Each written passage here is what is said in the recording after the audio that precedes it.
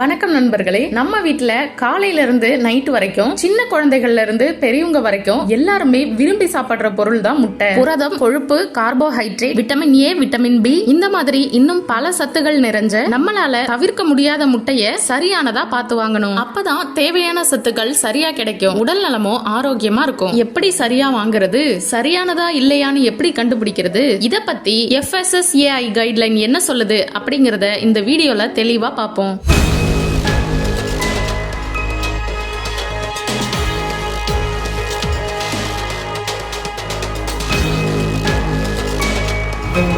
ஒரு 50 கிராம் எடை இருக்கிற முட்டையில 75% நீர் இருக்கு. புரதம் 12 இருந்து 13% வரைக்கும் இருக்கு. 10 இருந்து 11% கொழுப்பு இருக்கு. 1% கார்போஹைட்ரேட், மீதம் விட்டமின்கள், தாதுக்கள், மிக நுண்ணிய அளவிலான சிறிய ஊட்டச்சத்துக்கள் இருக்கு. பாலுக்கு அப்புறமா பலவிதமான ஊட்டச்சத்துக்கள் நிறைஞ்ச முட்டைய கடையிலேயே வாங்கும்போது எந்தெந்த விஷயங்களை பார்த்து தேர்வு செய்யலாம் அப்படின்னு பார்க்கலாம். முதல்ல கடையில முட்டைகள் எப்படி வைக்கப்பட்டிருக்கு அப்படிங்கறத பாருங்க. அதிக வெயில் அல்லது அதிக வெப்பம் படக்கூடிய இடத்துல முட்டைகள் வைக்கப்பட்டிருந்தா வாங்கும் போது கவனமா இருக்கிறது ரொம்ப நல்லது. அடுத்ததா முட்டையோட ஓட்டை நல்லா பாருங்க. ஓட்ல ஏதாவது உடைப்பு, கசிவு, விரிசல் இருந்தாலோ, முட்டை மேல அழுக்கு, அசுத்தம் இல்லனா கோழி எச்சம் ஏதாவது ஒட்டி இருந்தாலோ, முட்டையோட ஓட்ல வழக்கத்துக்கு மாறா கருப்பு, பச்சை, சாம்பல் நிற புள்ளிகள், பூஞ்சை அல்லது வேற அசாதாரண மாற்றம் ஏதாவது இருந்தாலோ அந்த முட்டைய வாங்காம இருக்கிறது நல்லது. ஏன்னா ஓட்ல ஏற்பட்ட சேதம் மூலமா வெளிப்புறத்துல இருக்கும் நுண்ணுயிரிகள் முட்டைக்குள்ள போறதுக்கான வாய்ப்பை அதிகரிக்கலாம். குறிப்பா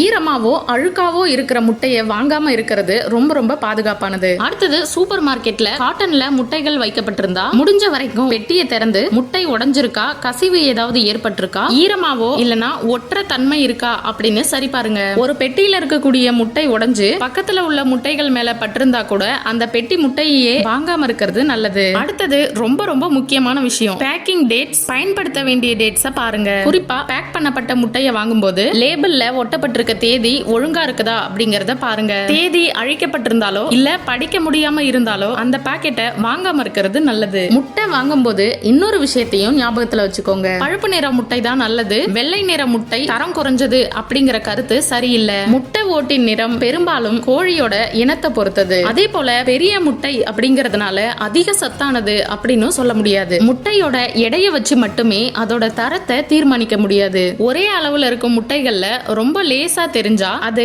ரொம்ப நாளா சேமிக்கப்பட்டதா இருக்கலாம். ஆனா இது ஒரு பொதுவான அறிகுறி தான், இதை வச்சு மட்டுமே முடிவு பண்ணக்கூடாது. அதே மாதிரி முட்டையோட ஓடு ரொம்ப பளபளப்பா இருக்கு அப்படிங்கிறதுக்காக அது கெட்டு போன முட்டை அப்படின்னு நினைக்க வேண்டிய அவசியம் இல்ல. ஓட்டுடைய தோற்றம் பல காரணங்களால மாறும். அதனால கலர், அளவு, பளபளப்பு இதை மட்டுமே வச்சு ஒரு முட்டையோட தரத்தை முடிவு பண்ணாதீங்க. இதுவரைக்கும் கடையில முட்டை எப்படி வாங்கணும் அப்படிங்கறத பார்த்தோம். நீங்க எப்படி கடையில வாங்குவீங்க அப்படிங்கறத கமெண்ட்ல சொல்லுங்க. அடுத்ததா, கடையில வாங்குற முட்டைய வீட்ல எப்படி பத்திரப்படுத்துறது அப்படிங்கறத பார்க்கலாம். முட்டைய மொத்தமா பேக்கிங்ல வாங்கியிருக்கீங்க அப்படின்னா பேக்கிங்ல கொடுக்கப்பட்டிருக்க சேமிப்பு முறைகளை பின்பற்றுங்க. கூலிங்ல வைக்கிற முட்டைகளை முறையா ஃப்ரிட்ஜ்ல வைக்கணும். முட்டைய வாங்கிட்டு வந்த உடனே தண்ணியில கழுவுறது நல்ல பழக்கம் இல்ல. கொஞ்ச நாள் வச்சிருந்து யூஸ் பண்ண போறீங்க அப்படின்னா அடுத்து எப்போ யூஸ் பண்றீங்களோ அப்ப கழுவிட்டு யூஸ் பண்ணிக்கோங்க.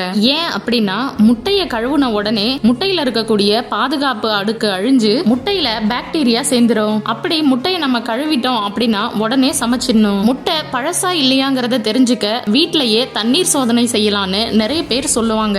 முட்டை தண்ணியில உள்ள போச்சுன்னா நல்லது, மேல மிதந்ததுன்னா சரியில்லை அப்படின்னு நிறைய பேர் சொல்லுவாங்க.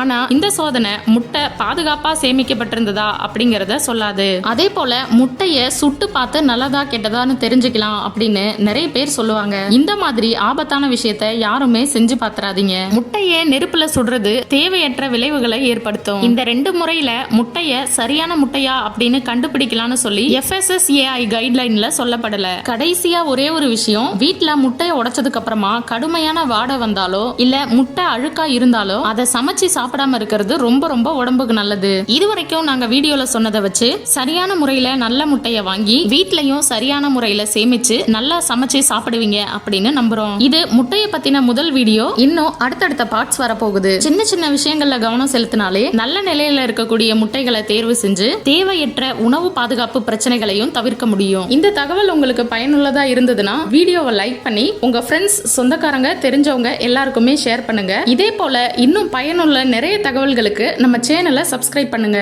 இந்த மாதிரி இன்னும் பல வீடியோஸ் போடுறதுக்கு எங்களுக்கு உத்வேகமா இருக்கும். இது மாதிரி இன்னும் வேற என்ன வீடியோஸ் வேணும், இல்ல முட்டையை பத்தி வேற ஏதாவது தகவல் வேணுமா அப்படிங்கறத கமெண்ட்ல சொல்லுங்க.